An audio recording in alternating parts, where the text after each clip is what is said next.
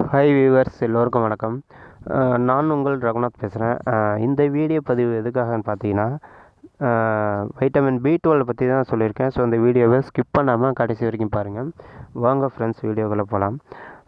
First vitamin B12ங்கிறது நம்மளோட நரம்புகள் செயல்பாட்டிற்கும் இரத்த ஓட்டத்திற்கும் ஒரு முக்கிய பங்கு வகிக்குதுன்னு தான் சொல்லலாம்.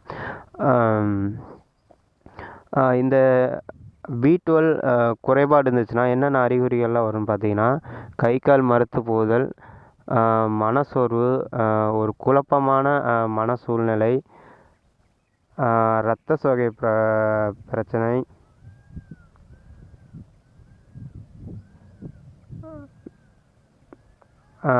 இது இந்த B12 டிஃபிஷியன்சி அதிகமாச்சுன்னா நம்ம பார்க்கக்கூடிய எல்லாமே பிளர்ராக தெரியும்.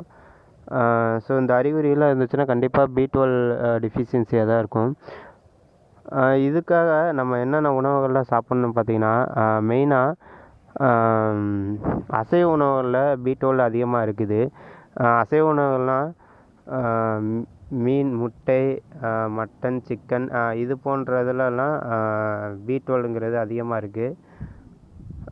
ஸோ அதேமாரி சைவ உணவுகள்லையும் ஒரு சிலதில் இருக்குது பால் சார்ந்த பொருட்கள், அதாவது தயிர், வெண்ணெய், நெய், இது மாதிரிதுக்கெலாம் B12 இருக்குது.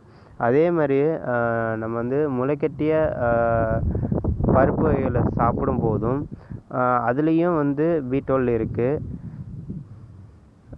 அது இல்லாமல் ஒரு சில காய்கறிகள்லையும் கொஞ்சம் B12 இருக்குது. ஸோ இதெல்லாம் சாப்பிட்டோம்னாவே கண்டிப்பாக B12 டிஃபிஷியன்சி குறைஞ்சிரும்.